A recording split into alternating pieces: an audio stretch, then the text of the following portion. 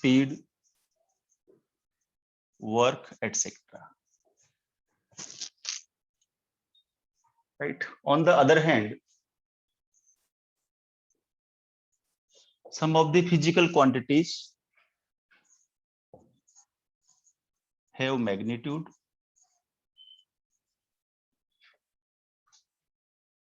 direction,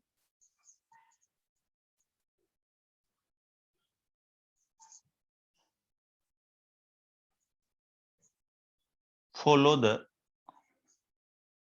law of vector addition.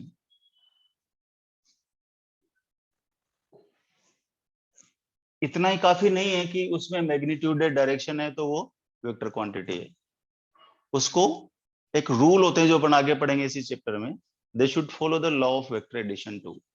ऐसे तो जैसे मैं बोल दूं कि 5 ampere current in I direction, 5 magnitude ampere unit or I is the direction, but electric current is not the vector quantity because it does not follow the law of vector addition, right?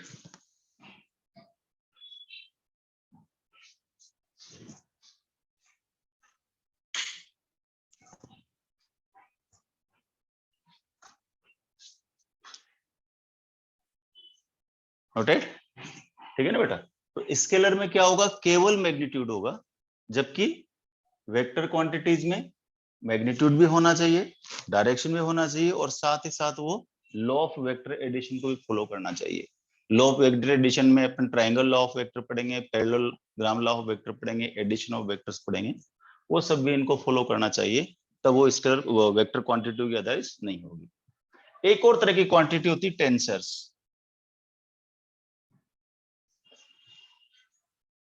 ठीक है ना? इनको अपन बाद में define करेंगे, लेकिन ये ऐसी क्वांटिटीज है, न तो स्केलर होती है न वेक्टर होती है, टेंसर होती है। और ऐसा भी नहीं है कि सारी क्वांटिटीज स्केलर और वेक्टर जो नहीं है टेंसर होगी। जनरली जैसे मैंने बोला था उस सेंटेंस का ये अपन मीनिंग निकाल सकते हैं कि भाई सर ने बोला था जो स्केलर नहीं है, वेक्टर नहीं है, इसका मतलब वो टेंसर है। नहीं, tensor quantities are some of the quantities only, like electric current, moment of inertia, ठीक है ना, permittivity, some of the physical quantities are there, they are tensor. क्योंकि वो क्या करते हैं, किसी दूसरे के चेंज होने पर भी चेंज हो जाते हैं, ठीक है ना। मोमेंट ऑफ इनर्शिया में क्या खासियत होती है कि उसका अगर एक्सिस चेंज हो जाए तो वो चेंज हो जाता है। एक्सिस चेंज होने का मतलब, जैसे मान लो एक तो मैं मोबाइल को यहां से पॉइंट कर दूं, यहां से पिवोट करके इसको ऐसे घुमाऊं, तो इसका मोमेंट ऑफ इनर्शिया अलग होगा। एक मैं यहां से इसमें छेद कर दूं और फिर ऐसे घुमाऊं, तो इसका मोमेंट ऑफ इनर्शिया अलग होगा। यहां से अगर मैं घुमाऊंगा इसके रेस्पेक्ट में, मोमेंट ऑफ इनर्शिया अलग होगा, जबकि मोबाइल तो एक ही है ना। फिर भी लेकिन मोमेंट ऑफ इनर्शिया क्या है, एक टेंसर क्वांटिटी, क्योंकि एक्सिस चेंज कर देने मात्र से ही उसकी वैल्यू चेंज हो जाती है। समझ आएगी बात? तो इनके बारे में अपन बाद में आगे डिस्कस करेंगे, अभी फिलहाल इसी बात जानते हैं। तो basically we have classified the physical quantities on the behalf of the magnitude and direction. They are scalars and the vectors. Scalars has magnitude only, while the vector has magnitude and direction both. Correct? Then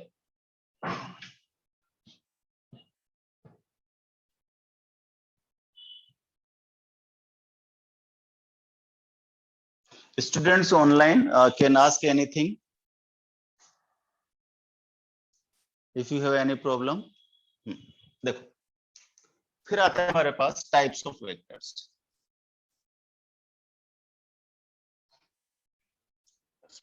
actually क्या है, vectors जो है ना, ये एक mathematics का part है, this is not the part from physics. हम इसको वेक्टर्स को यूज करते हैं फिजिक्स पढ़ाने के लिए, इसलिए हम वेक्टर्स का वो पार्ट पढ़ाएंगे जो हमारे मतलब का है, ठीक है ना। अदरवाइज वेक्टर तो बहुत बड़ा है, जब आप आईआईटी लेवल तक वेक्टर पे जाते हो तो फिर उसमें वेक्टर अलजेब्रा तक, वेक्टर कैलकुलस, बहुत लंबा चौड़ा डिपार्टमेंट है मैथमेटिक्स में इसका।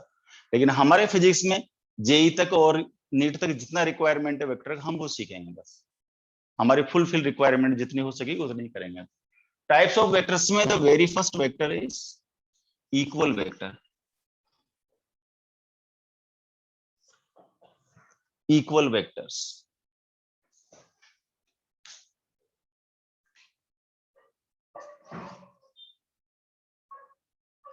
two vectors which have same magnitude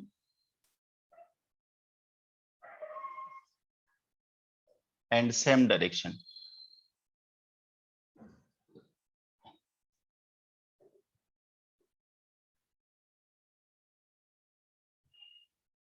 same magnitude and same direction. इसका मतलब ये हुआ कि इक्वल वेक्टर्स में उनका मैग्नीट्यूड भी सेम होना चाहिए और उनकी डायरेक्शन भी सेम होना चाहिए। जैसे समझते हैं अपन इसको, देखो सपोज मैं यहाँ पर एक डायग्राम बनाता हूँ, ये वेक्टर है, वेक्टर रिप्रेजेंट करने का तरह मैग्नीट्यूड का मतलब ये लेंथ इसकी और एरो का मतलब डायरेक्शन। अब मैं उतना भी लो लेवल पर नहीं जा रहा हूँ इसलिए नहीं बता रहा हूँ ना।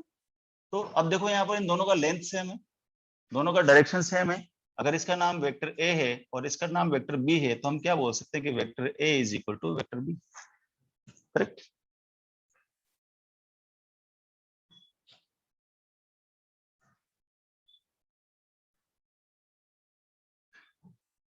देखो ये कोई वेक्टर पी है, ये वेक्टर क्यू है, दोनों सेम डायरेक्शन में है, दोनों की लेंथ सेम है, तो I can say that vector P is equal to vector Q.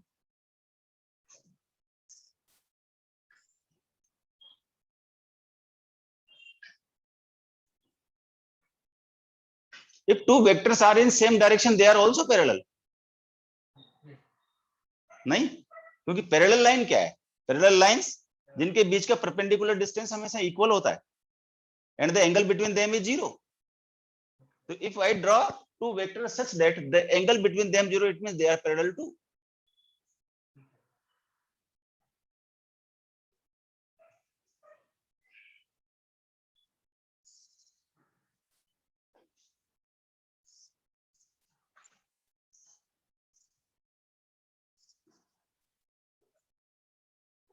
R and S T are equal vectors, yes.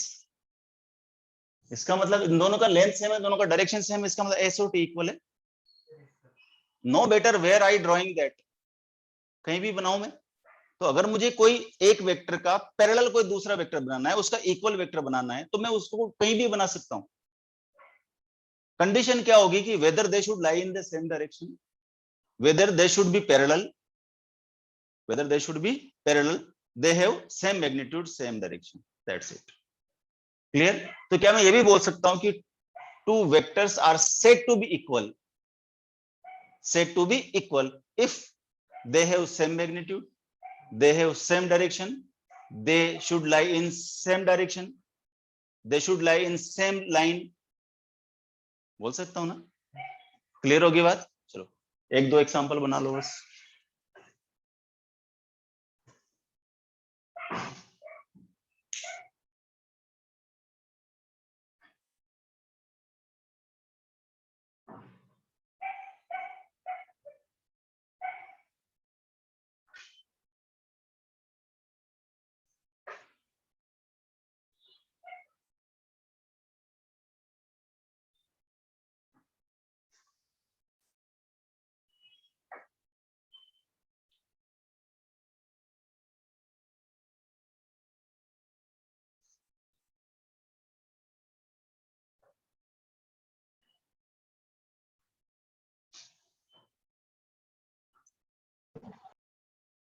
Alright, चलो then next is opposite vectors।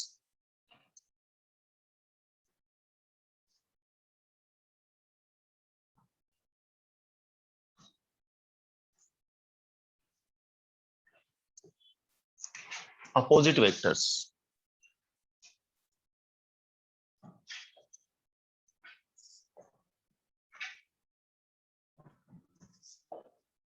same magnitude opposite direction।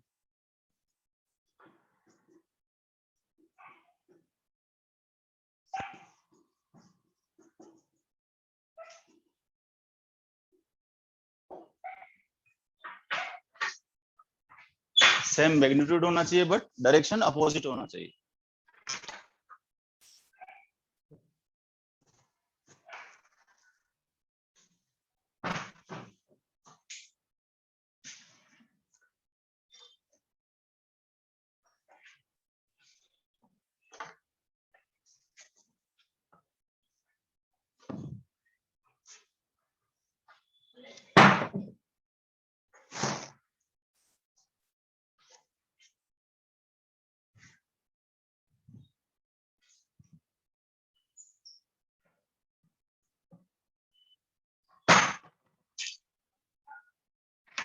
क्या ऐसे भी चाहिए?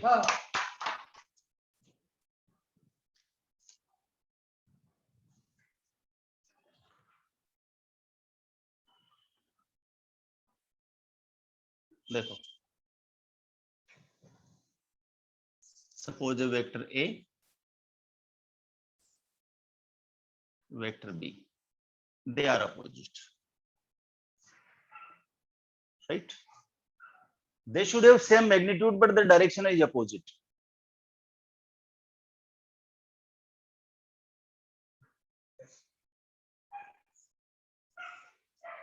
They are not opposite vectors. They are unequal vectors. Opposite vectors का क्या होना चाहिए? दोनों का मैग्नीट्यूड भी सेम होना चाहिए, दोनों का डायरेक्शन भी सेम होना चाहिए, सॉरी अपोजिट होना चाहिए।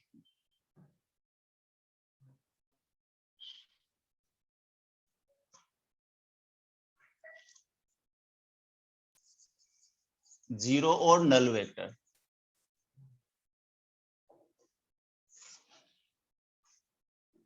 whose magnitude is zero.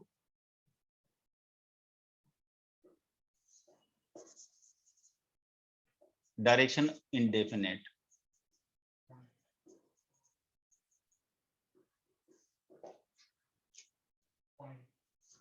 ठीक है ना? डायरेक्शन इंडेफिनेट मैंने क्यों बोला? पॉइंट है, वेरी गुड। अगर मान लो ये कोई वेक्टर ए है, ये कोई वेक्टर बी है, तो क्या मैं ऐसा लिख सकता हूँ कि vector A plus vector B equal zero vector, क्योंकि ए में ए और बी दोनों अपोजिट वेक्टर, इसका मतलब दोनों का मैग्नीट्यूड तो सेम है ही सही, अब क्योंकि डायरेक्शन अपोजिट है तो निश्चित रूप से उनका रिजल्टेंट क्या होगा? Zero.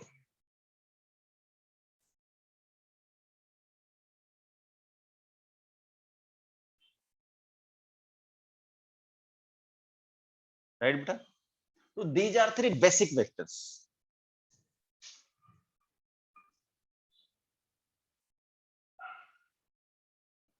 Now we talk slightly about the directions, then we will go for the unit vector.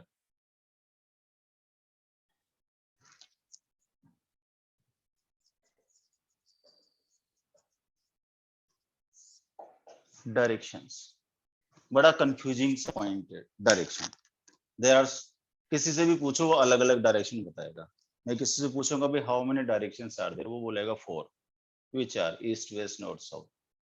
दूसरे से पूछूंगा how many directions are there, वो बोलेगा 6, सॉरी 8, which one?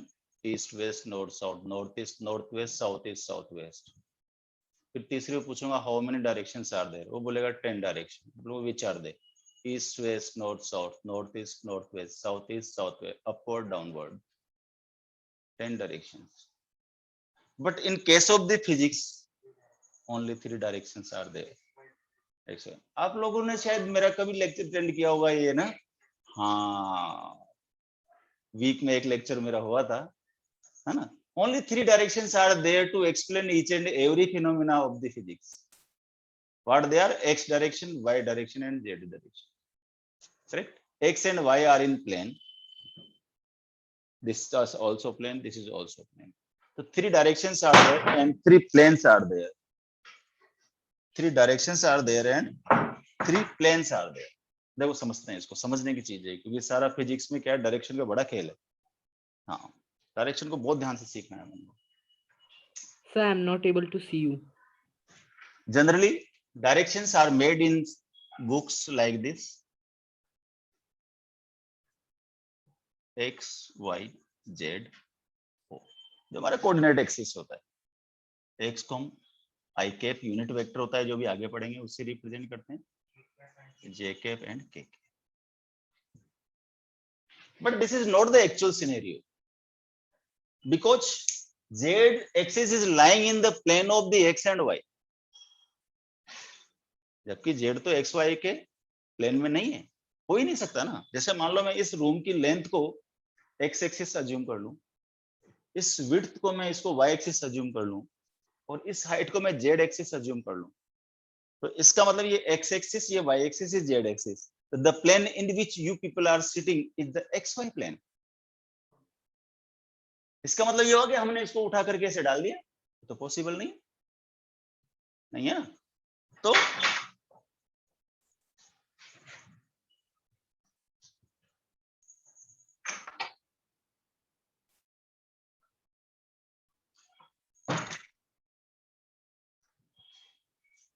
तो फिर कैसे रिप्रेजेंट करें वो समझो ध्यान से। ऐसे केस में हम क्या कर सकते हैं बेटा, देखो मैं कैसे लिख सकता हूँ, ये हो गया x, ये हो गया y, और यहाँ पर जो ओरिजिन था मैं यहाँ पर क्या कर रहा हूँ, एक डॉट बना रहा हूँ, एक सर्कल में डॉट बना दिया। ये डॉट ये शो कर रहा है कि this axis is perpendicular to the xy plane directed outward. क्या बोलेंगे इसको, directed and perpendicular to xy plane, perpendicular to plane of board directed outward, perpendicular to plane of paper directed outward. समझ आ गई बात। तो यहाँ अपन ने जेड एक्सिस, ये हो गया के, ये हो गया आई, ये हो गया जे, है ना बेटा। देखो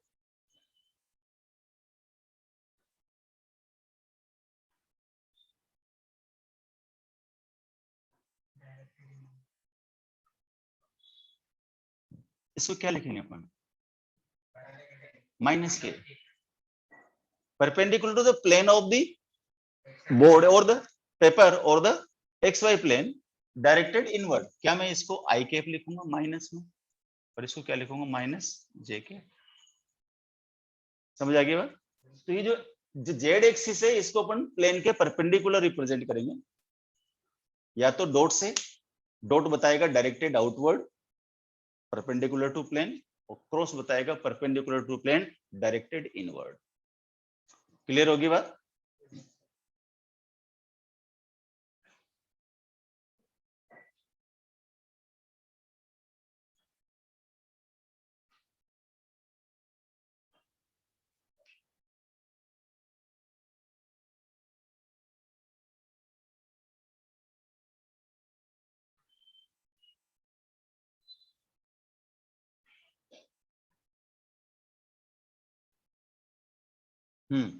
बताओ ये क्या आएगा, plus i cap minus i cap,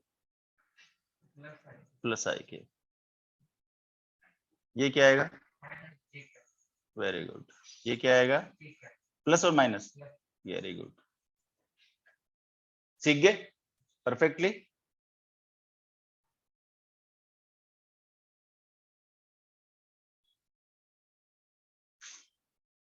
इसका मतलब i cap, j cap and k cap are showing the directions.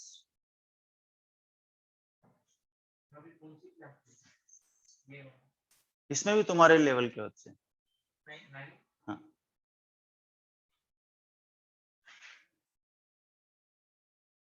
मैं क्या इन्फॉर्म नहीं कर पाया आज, नहीं और भी बच्चे हैं इसमें, हाँ कल इन्फॉर्म करता हूँ। राघव टिग्नोमेट्री का रिवीजन हो गया बेटा? Yes, sir. Okay.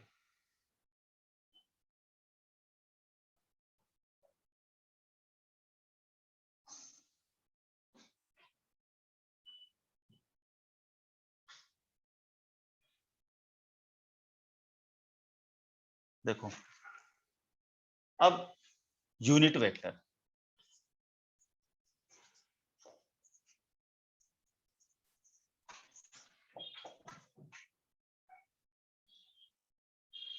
and unit vector is the vector whose magnitude is 1.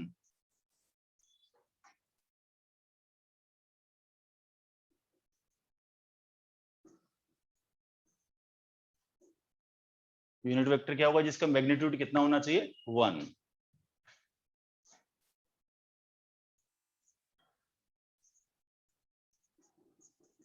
A unit vector is the ratio of the vector to its magnitude.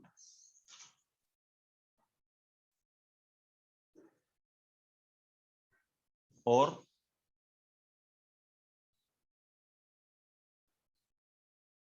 a unit vector can be obtained by, तीनों का मतलब ये कि dividing a vector with its magnitude.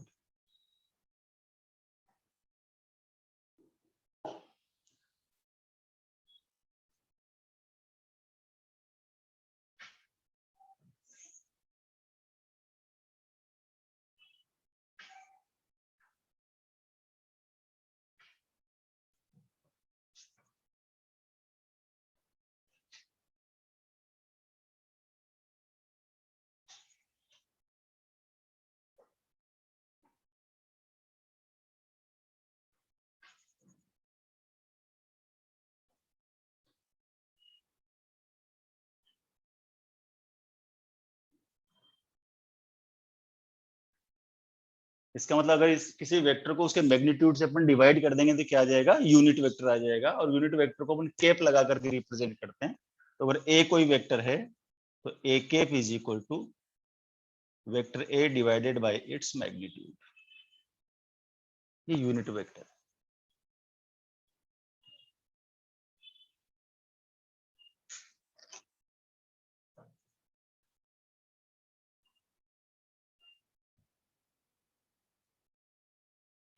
Sir आप थोड़ा camera move कर सकते हो क्या? मुझे वो साइड का नहीं दिख रहा है। अच्छा, अभी दिख रहा है? नहीं सर, मीन्स बोर्ड के वो साइड का वो फॉर्मूला। एक सेकेंड को।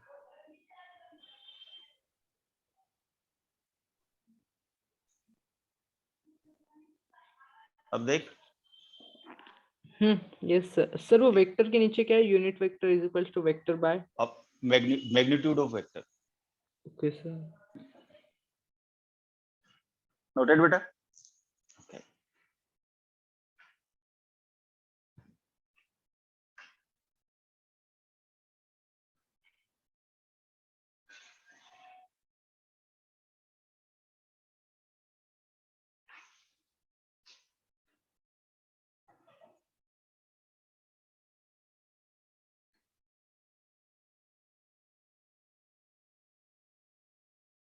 देखो, वन डायरेक्शन में यूनिट वेक्टर कैसे रिप्रेजेंट करेंगे हम? सपोज हमारा कोई कोऑर्डिनेट एक्सिस है, ये ओरिजिन है, ये एक्स एक्सिस है, यहाँ पर कोई पोजीशन वेक्टर है p, जिसकी o से जो डिस्टेंस है वो x, राइट? तो this its position vector r will be given by magnitude of vector r divided by magnitude of r, ये होना चाहिए। वेक्टर r तो क्या हो गया, x तो इसका मैग्नीट्यूड है, डायरेक्शन कौन सी i, और r का मैग्नीट्यूड किसके इक्वल है, r के तो नीचे क्या लिख दूंगा, x, x x कैंसिल तो क्या आ गया, i कैप। इसका मतलब r कैप कौन से डायरेक्शन में, x डायरेक्शन में। इस तरह से मुझे अगर मान लो y एक्सिस का लिखना होता तो क्या लिखता है बेटा, r is equal to r divided by magnitude of r, y j cap divided by y, and that is j cap. Similarly r vector r divided by magnitude of r, that is z k cap divided by z, and that is k cap. तो अगर एक single axis का one direction का अगर हमें unit vector लिखना है तो हम सीधा क्या बोलेंगे भाई, आई कैप जे कैप के कैप। प्लेन की बात करते हैं, ये एक्स एक्सिस है, ये वाई एक्सिस है, तो कौन सा प्लेन हुआ, एक्स वाई प्लेन। इसको क्या बोलेंगे अपन, ओरिजिन। ठीक है, मान लो इस प्लेन में यहाँ कोई पॉइंट है P, जिसका ओरिजिन के रेस्पेक्ट में पोजीशन वेक्टर है r। यहां से अगर मैं परपेंडिकुलर ड्रॉ कर देता हूं, तो ये क्या होगा, x, ये होगा y, ये y है तो ये भी y, इक्वल वेक्टर भाई, they have same magnitude, they have same direction, और ये हो गया हमारा x। ठीक है, इसको लिख दो OMP। ठीक है, अच्छा भाई, तो इसको अगर मुझे लिखना है तो कैसे लिखूंगा, देखो कि OP is equal to OM plus MP। OP is OM plus MP। ठीक, OM का मतलब XIK, MP का मतलब YJK और OP का मतलब R वेक्टर। लिख सकता हूं। अगर मुझे इसका मैग्नीट्यूड निकालना है तो ये हाइपोटेनस है, ये बेस है, ये परपेंडिकुलर है। तो पाइथागोरस अंकल क्या बोलेंगे, r square is equal to x square plus y square. ठीक है ना। तो मैग्नीट्यूड ऑफ आर क्या आ गया बताओ, magnitude of r is root of x square plus y square. तो अगर मैं इसका यूनिट वेक्टर लिखूं तो what is unit vector, unit vector is vector r divided by magnitude of r, that is x i cap plus y j cap divided by root of x square plus y square. This is the unit vector of x y plane. कोई दिक्कत, चलो note करो इसको।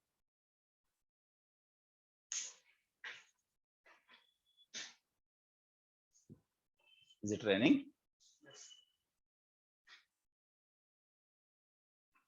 Okay.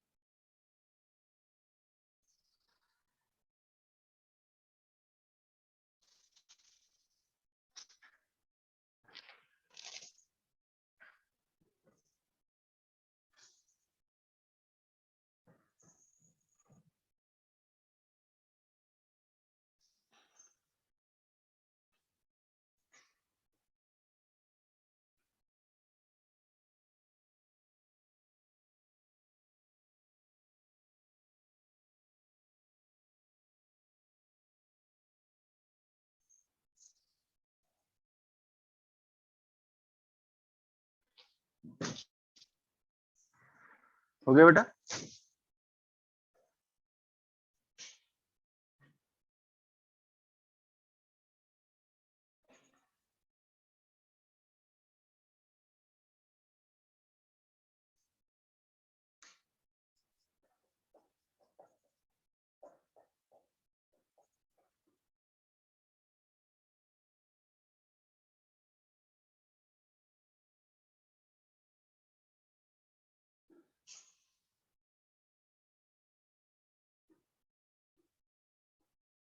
इसका unit vector find करो।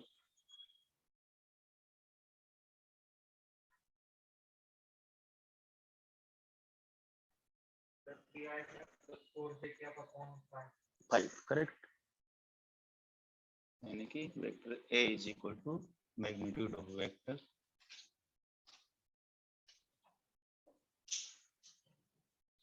ये हो गया 3ik 4jk divided root of 3 square plus 4 square 3ik plus 4jk divided by root of 25 that is 5।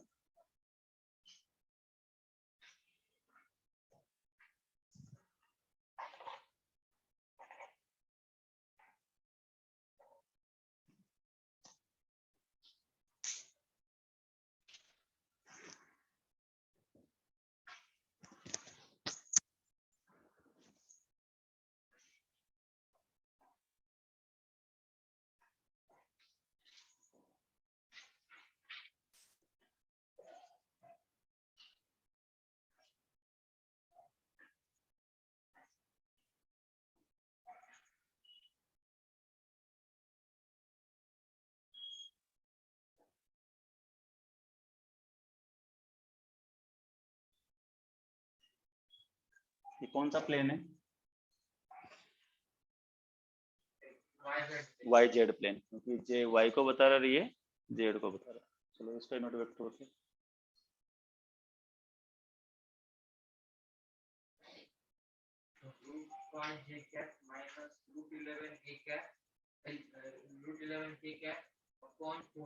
Correct.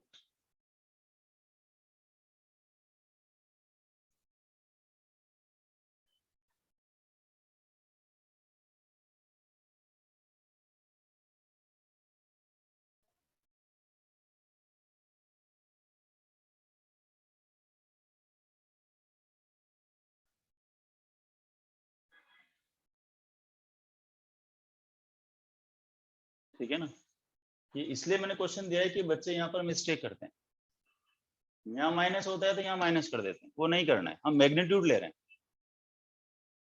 ठीक है, तो ये गलती नहीं होना चाहिए। ये हो गया root of 5 i cap minus root of 11 k cap divided by 5 plus 11, that is 16, 4 root 5 I cap minus root 11 k cap divided by 4. हाँ सॉरी,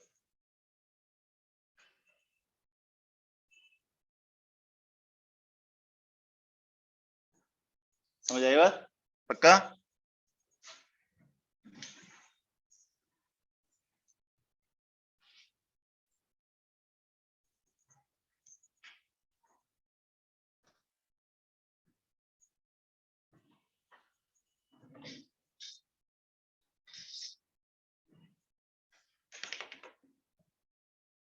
देखो इसको तो अपन करते हैं और